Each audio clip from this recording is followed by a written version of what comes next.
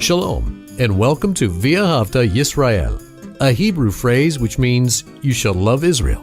We hope you'll stay with us for the next 30 minutes as our teacher, Dr. Baruch, shares his expository teaching from the Bible. Dr. Baruch is the senior lecturer at the Zera Avraham Institute based in Israel. Although all courses are taught in Hebrew at the Institute, Dr. Baruch is pleased to share this weekly address in English. To find out more about our work in Israel, please visit us on the web at LoveIsrael.org. That's one word, LoveIsrael.org. Now, here's Baruch with today's lesson. As we have seen, and as we will continue to notice today, there is much praise between the Shulamite and her shepherd lover. They appreciate one another. They demonstrate with word and deed their love for one another. And what we can summarize from this is simply this: communication is important.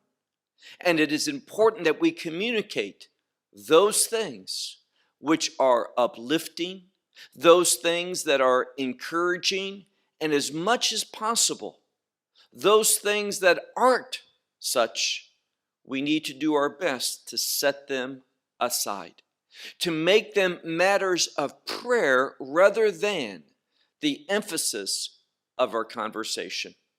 Does that mean at times we cannot say what's making us unhappy? Obviously, no. We should be able to do that, but we should minimize that as much as possible. When we look here, there is praise and adoration and thanksgiving and appreciation over and over as these two individuals within this covenant of marriage, as they communicate to one another. Well, we're ready now for, in the Hebrew text, chapter 7. If you're following along in a standard English version, you will find that there's one more verse, verse 13 in chapter 6. But because I'm looking at this in the Hebrew, we'll follow its rendering. So look with me to that verse, last verse of chapter 6 in English, chapter 7, verse 1 in Hebrew. And we read here, "Return, return, Shulamite."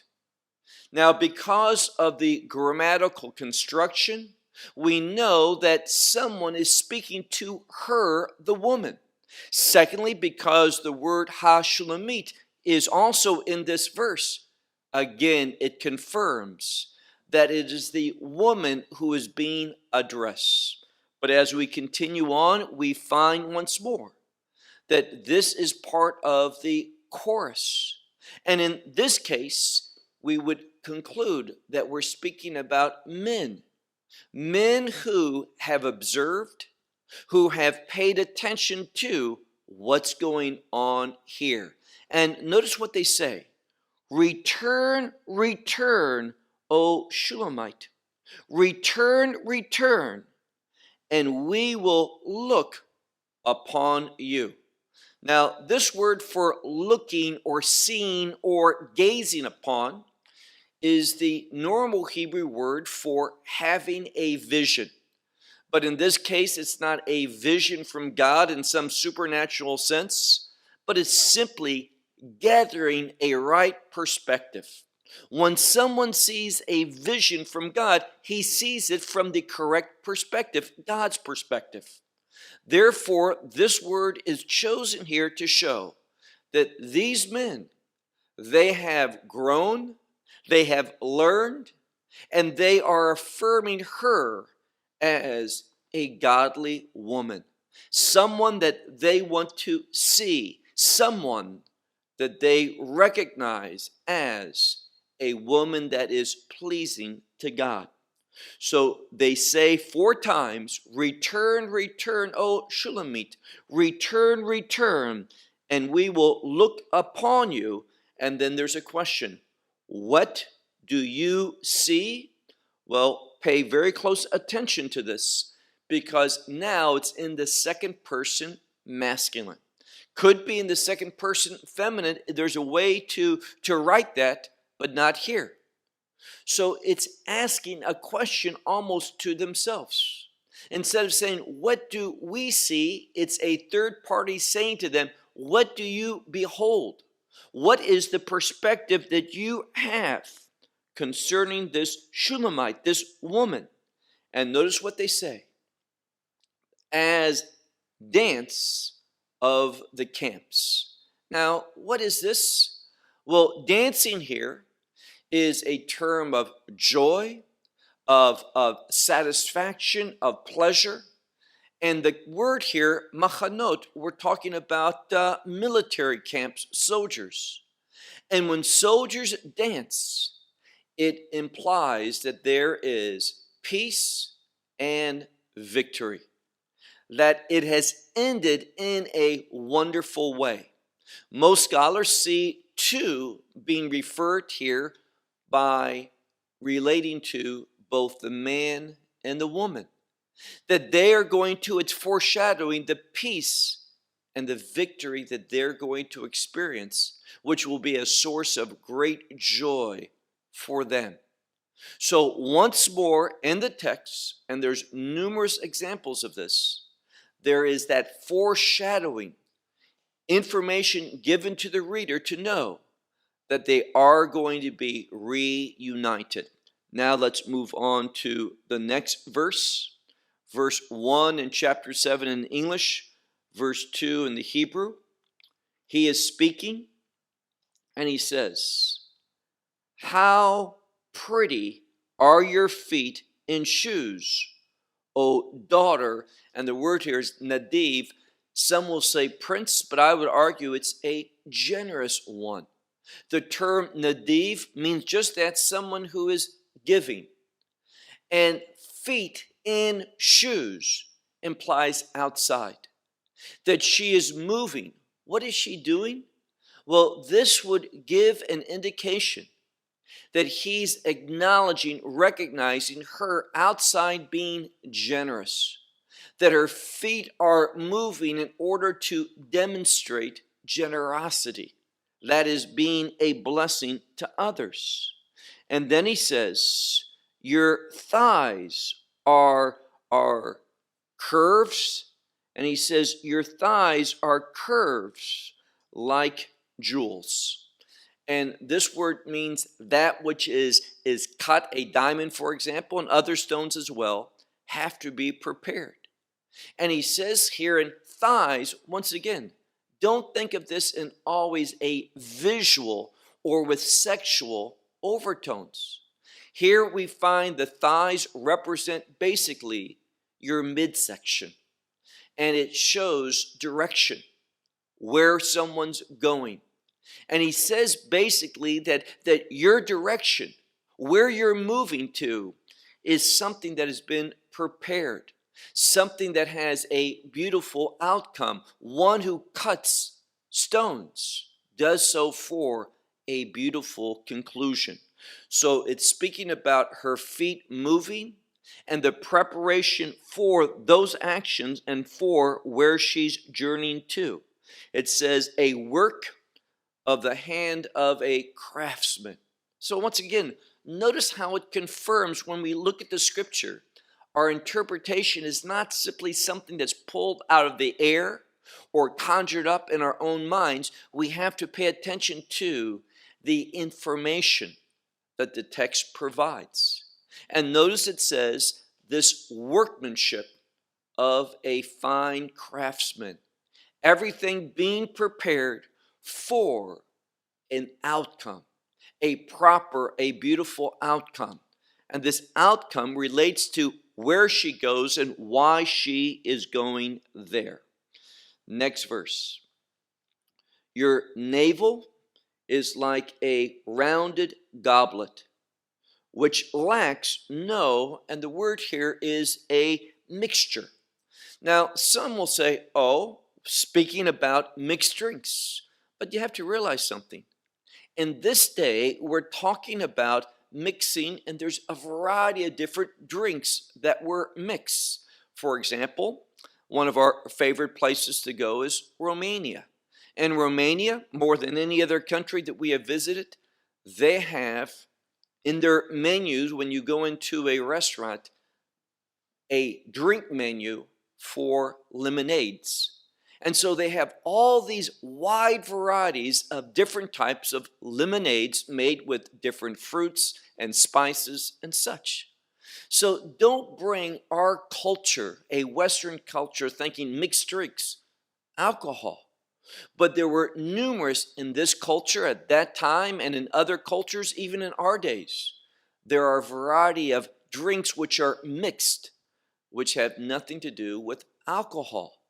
And these drinks are pleasing, they're satisfying, they oftentimes accompany things of joy, times of happiness. And he's saying simply here in this, your navel, and it's speaking about the shape of it, is a fine goblet with what?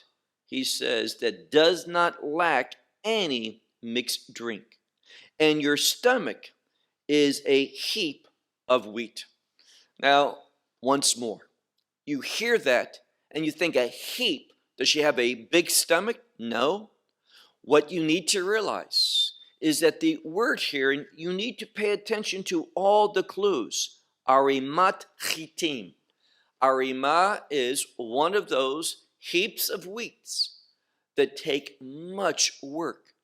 Think about it. You have to prepare the ground. You have to sow the ground. Harvest of the wheat is a long process, several weeks. And then you build these heaps of wheat. And they represent, when you see them, people are proud of them because it shows all the effort. So it's not speaking about some large stomach, but it's talking about a stomach that shows much preparation.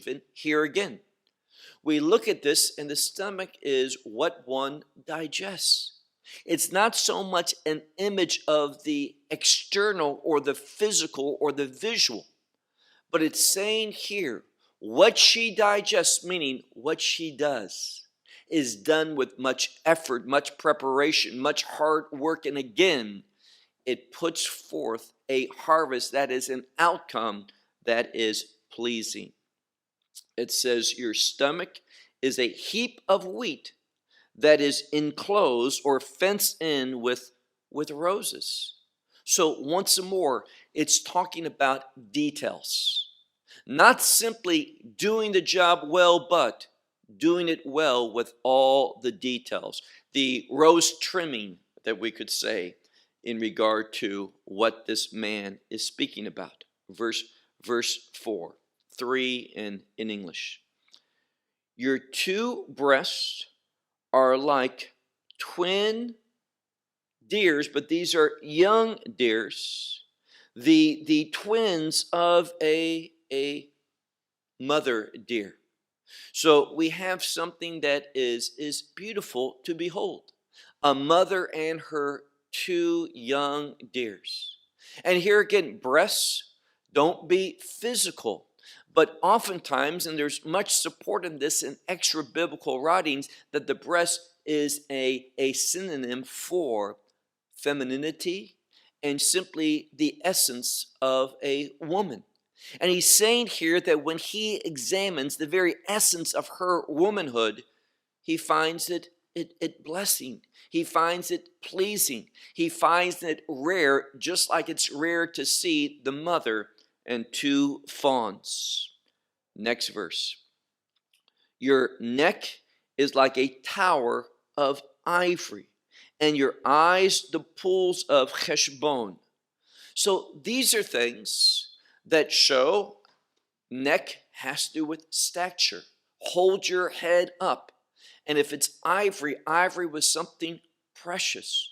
So her statue, her behavior is something very precious, and usually ivory is carved. So once more, there's an emphasis on preparation. Your eyes are the pools of Heshbon. And then it says, upon the gates of the many daughters, Bat Rabin, many daughters. It's basically saying here that she is over the most. She exceeds her counterparts. He finds her, and we saw this last week, unique in comparison to other. So notice what it says. These pools of cheshbon are upon the gates of many daughters. She stands out. There's something pleasing, refreshing about her in comparison to others. Your nose is like the tower of Lebanon that looks towards Damascus. So once again, he says, in speaking of her, and scent is something pleasing. So when he says your nose, it's not speaking about the size of her nose, but rather it's speaking about the scent. And therefore she has a scent that goes well beyond, meaning scent, we saw earlier, it speaks about character. Once more, the essence of a person. And her character goes beyond. She has great influence, is what he's saying here. Next verse. Your head upon you is like Carmel. Carmel is synonymous with the mountains of Lebanon as they come into Israel and as they go along the Mediterranean. So when he says this, look again, your head upon you is Carmel. Carmel is a beautiful area of this mountain range. In fact, today it's where Haifa is found. He says, your hair upon your head is argaman. Argaman is purple. Now, does this imply that she's dyed her hair purple? Obviously, no. Purple is a royal color. Once more, hair for a woman. It shows something significant about her. It shows, and we see this in the New Covenant, when Paul writes about a woman and modesty, and the hair is the glory of her. Here again, it's speaking of it in a very symbolic way, and he's speaking her of royalty, that she has a quality of royalty. And what does that mean? That which is rare, that which is not out. You don't usually see the king. People say, wow, look, the king is here. It's rare. Well, her behavior is rare. That's what it means by royalty, something that people would take notice of because it's so unique. And it says, the hair of your head is argaman, this royal purple, that the king, and notice how that supports argaman being a royal purple, that he prepared for his furniture. And here again, royal furniture, the very, very best. And he's esteeming her, that's saying in regard to women and the qualities that women should have, she exceeds them all.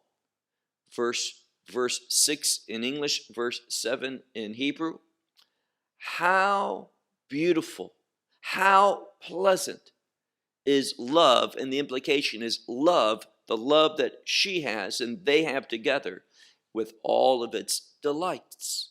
So the last word, betanugim, it's a word for things of delight. And the implication here is simply this. When they experience love, it makes all the other things in their life a delicacy, something that is a source of joy and satisfaction.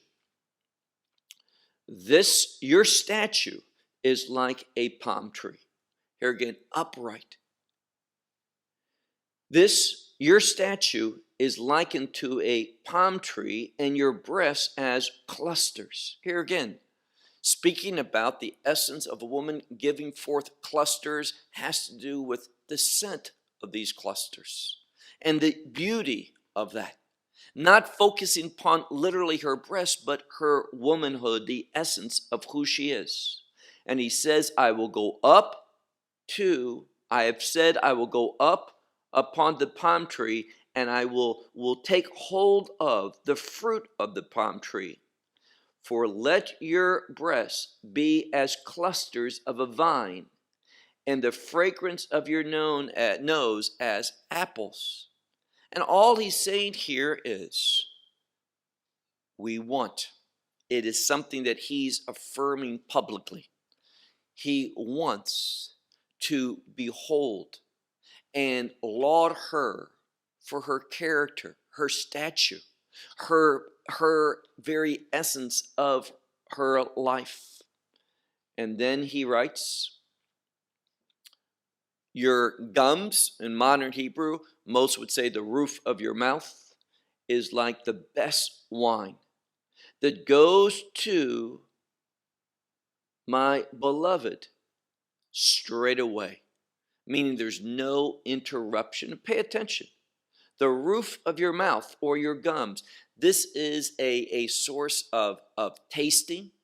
And he says simply here, as fine wine that goes to your beloved straight away. So she provides him what is pleasing without any interruption. And that's why he goes on and says, that glides the lips of those who were sleeping. Sometimes they would put fine wine upon the lips of an individual as they would sleep. And this would keep the lips in a good condition. It would also be something that was rather pleasing, as your tongue would taste the tops of your lips or the bottoms. And therefore, it's something that showed a care, a concern for. It's something that goes that extra mile, something that is exceedingly of the details. That's what her love is to him. Not just doing the major things, but all the details, the small things. And it's because of this, he says, look now at verse 10 in English, 11 in Hebrew. I am for my beloved, and to me is his passion. And this is a strong desire to shukah. So when we look at it, she says, I am for him. And her being for him, and we talked about this last week, her being for him brought to her his desire, his passion. Now, what this is saying is simply this, that a woman's behavior can influence and cause her husband to behave in a way that shows his desire, passion, care, concern, love, feelings to her. So we need to realize how important one another's behavior is in regard to the spouse in bringing about change, and of course a godly change, not a manipulation, but a godly change to that spouse. Come, my beloved, let us go forth into the field. Let us lodge in the villages. Now, here it's saying something simple, something that does not cause a lot of pretexts and cause a great sum of money to be spent. But he says simply, let us go into the field. Let us lodge in the villages, not in the palace, in the fine neighborhoods of Jerusalem, but in the simple places. And he goes on and says, we will rise up early to the vineyards. Now, why is vineyards there? Vineyards, grapes, wine. He's saying that we're going to rise up. What's important to us, rising in the morning shows a preference, significance. And what's important is these vineyards working to produce wine. Well, wine in this account, this book of Song of Songs, is synonymous with love. And it shows a commitment to doing the things that produces love. Let us see if the vine has sprouted, and if the small grapes have opened up, and if the pomegranates have budded. There I will give my love. He's speaking. There I will give my love to you. So notice the foreshadowing. He's speaking, let us go now. Let us arrive at that place where, if the time's right, if the things have blossomed and budded, then we're going to partake of our love. Now, we're coming to the end of this chapter. And this chapter is the final foreshadowing concerning this reunion that we're going to see next week in chapter 8. So over and over, it's going to happen. It's going to take place once more. He says, let us get up early. And the implication is go to the vineyards. Let us see if the vine has blossomed, if open up the small grapes, or the small grapes have opened up, and if the pomegranates have budded. There I will give my love to you. Verse 14 in the Hebrew, last verse of chapter 7. The mandrakes have given their fragrance. Now, we don't know a lot about mandrakes, specifically what they are, but we see in the Torah, in the book of Genesis, that they were related to love and marriage and bringing about conception, bringing about the next generation. Now, that's there because biblically, prophetically, whenever there is a reference to the next generation, we should think about B'yat HaMashiach, the coming of Messiah. And when we think about the coming of Messiah, it is a kingdom event.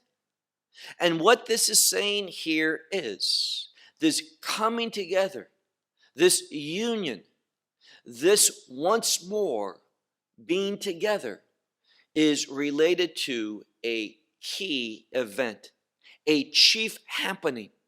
And what it's doing is simply lifting up marriage and saying how important it is. So once more, look at the text. The mandrakes, they're giving off their fragrance, meaning the time is indeed right. And upon or at the gates, at our gates, are all types of delicacies, both old or new and old. What he's saying here in gate is a place of entrance. And so the foreshadowing is they're about ready to enter together.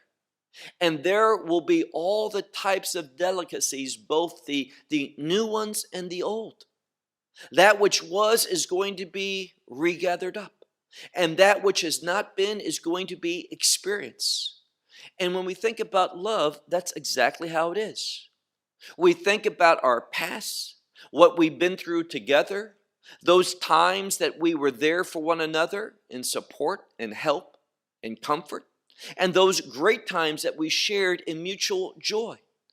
So it relates to the foundation of a godly marriage, the past, those things that we have done together under his authority, and those things that will be as we submit and walk with him. So a great testimony. And then finally, the last phrase, look at how this verse or this chapter concludes. Dodi safanti lach. My beloved, I have, and this word is hidden you. He is speaking, we know this from the Hebrew grammar.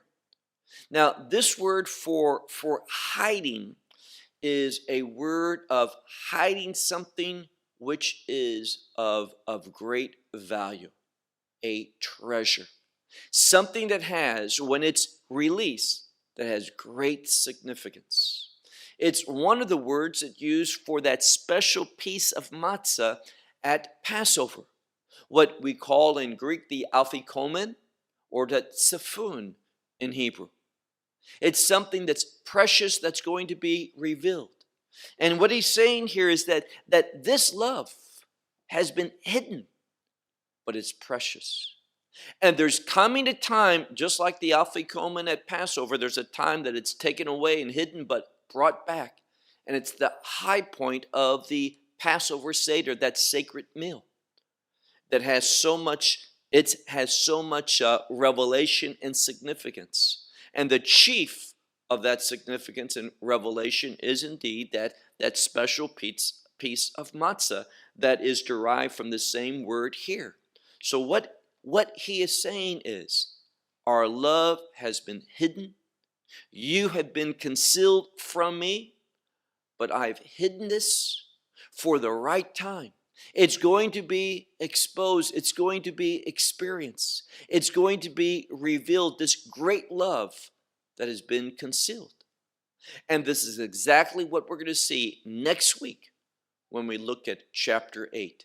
The climax, the pinnacle, when these two come together, and we're going to see what is said about their love and why they were able to overcome this attack on their marriage, how they were able to overcome that and come back together, and their love be stronger, more powerful, and more pleasing and satisfying, and even, and this is a key, even a greater testimony of God's power, presence in their life.